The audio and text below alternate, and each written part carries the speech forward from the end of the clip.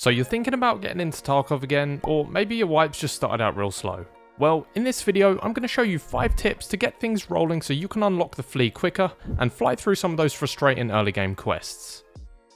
First up, let's talk about how we can speed up the process of reaching level 15, or in other words, unlocking access to the flea market. And if you don't know what the flea market does, it basically allows you to trade with other players and buy almost any item in the game, so you can build better weapons, use better armor, and always have access to good meds, etc.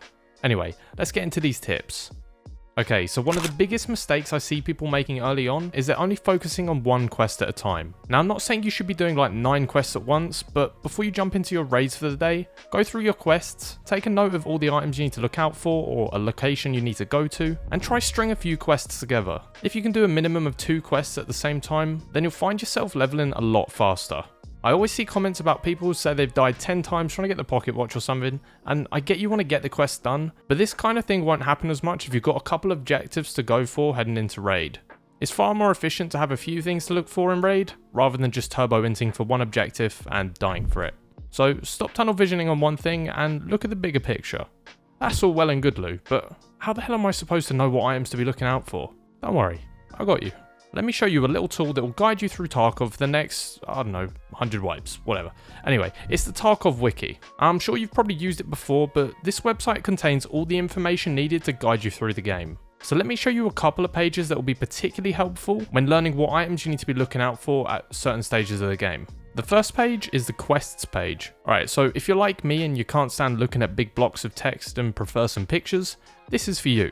If you scroll down a bit, you'll see a section called image guides. This one here is my favourite. It shows you all the different items you're going to need in chronological order, and even better, it highlights items in green if you need it found in raid. Now, this page is useful, but there's something else which I like to use in conjunction with it. That's the found in raid page. This tells you all the items that you need to find in raid for quests, and whether it can be crafted in the hideout, or you get it from a quest reward. Pretty helpful, right? I often use this page if I want to quickly figure out if I can sell certain items, or if I need to keep them. For example, I'll just hit Ctrl F, search for the item you want to sell. If it's not on the list, then get rid of it. But if you want to be extra safe here, you can just search for the item on the wiki directly, and it will tell you if it's needed for a hideout upgrade or a good barter later on. This is especially useful early wipe when certain items used for hideout upgrades will be really expensive, but you don't need them for quests. So if you don't want to accidentally sell something that might be better to hold on to, search things up this way. To summarise this section of the guide though, leveling fast and gaining access to the flea early on isn't entirely how well you perform in your raids. You know, you can have the best aim in Tarkov and get loads of kills, but if you don't know what items to be looking out for or keeping a hold of, you're going to be slowing down your progression a fair bit. So please make use of the resources like the wiki, as knowledge is power here. Alright, next tip, and this has to be one of the most highly requested tips I've seen early wipe. The amount of people that have come into chat and asked how to get the dreaded flash drives is crazy. Now, I basically got all of my flash drives in one day. In fact, I found so many, I ended up doing the same run to help my friend find his too. So, let's talk about it. Okay, if we refer to the trusty wiki again, search up the safes page, scroll down, and expand the customs location, these are all the keys that you're going to want to look out for.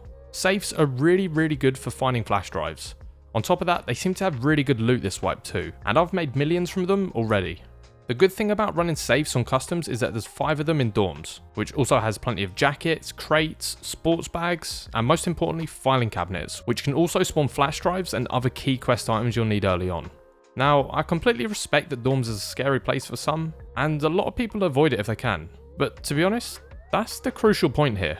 A lot of people are just avoiding dorms unless they have a quest to specifically go there. Most of the time when I've been looting dorms, it's completely uncontested, which was great for me. Again, I understand others might not have the same experience, but there's mine. Now, if you have access to the flea market, you can just buy these keys. If not, then you need to be looting the jackets in game to find them. The good thing is these keys are all pretty common, so you'll quite quickly be able to start doing safe runs after a few raids. Keys are way more valuable this wipe, since you can't easily trade them with your friends anymore. Your friends can still open the doors, but you can't exchange keys unless it's still found in raid. So I really urge you to focus on hitting the jackets this wipe, otherwise you'll find yourself being quest locked due to keys. Also, as one of the keys is a quest key, you can actually barter it from therapist level 1 and 2. The rations and gold chains are actually pretty common and easy to find on woods if you know where to look. Speaking of woods though, this is my third tip for you. If you're a new player, you should be learning woods. Even if you're not a new player actually, it's still one of the most valuable maps to learn in Tarkov. Because it's one of the largest maps, typically there's a lot more space to roam around and comfortably avoid PvP, which if you're wanting to progress fast early wipe, you should absolutely be doing. There's not really much point in fighting unless you have to. Your choice of weapons and equipment early wipe is pretty limited, so a lot of the time it can actually get you killed. This is why I suggest Woods. It's a large map, easy to avoid fights, and most importantly, it has the richest loot for how uncontested and easy it is to acquire. And yeah, I know what you're thinking, Lou, I always get one-tapped out of nowhere or walk in the mines. Yeah, and so did everyone else that had to learn Woods, so suck it up. Get yourself on Map Genie, link in the description by the way, and learn the map. It'd probably be easier to do this in an offline raid first, but what you want to do is as soon as you spawn in, look around for the mines first, look out for the signs, and try point out some landmarks like USEC Camp, Sawmill, or Sniper Rock. Once you've done that a few times, you'll soon figure out how the map works, then you'll probably want a nice little loot guide to follow. And, since you guys seem to really enjoy this one, I'll leave a link on screen to it now. Just give that a little click and go check it out after this video. Logically, the next best thing I can do is recommend you some strong weapons to use early on. So let me introduce you to a little scuffed diagram I put together called the Snowball. Alright, let's start at the bottom of the barrel here. The first batch of weapons you're going to want to use are your starter weapons, they're free. You might have more or less depending on the edition of the game you bought, but none of these are super great in my opinion. The 5.56 MDR and the RPK would be my personal choice if anything though. Now, if you lose all your good starter guns, you'll probably be left with some pistols and shotguns. I'd leave the pistols and run shotguns. Buckshot is fairly strong early wipe, especially considering you only need one stray pellet to hit the head for someone to fall over. Failing that, shooting a PMC in the limbs will royally ruin their day too. If you're level 2 traders, the 153 is the best choice here because it's semi-auto, can take up to 8 rounds, and it's really cheap. Okay, now if you want the best chance at snowballing your wipe and getting things done with ease, these are the weapons you're going to want to use. So in a bit more detail, let's go through them. In no particular order, number 1, the Infantry Mosin or Mosin Carbine. This is a weapon you'll find yourself using at all stages of the wipe, purely because it's very accurate and it uses strong ammo. If you can land a headshot with this thing, it's almost a guaranteed one-hit kill. You'll see a lot of the Kappa speedrunners using this as their preferred weapon because they'll be trying to level up their sniper rifle skill as soon as possible.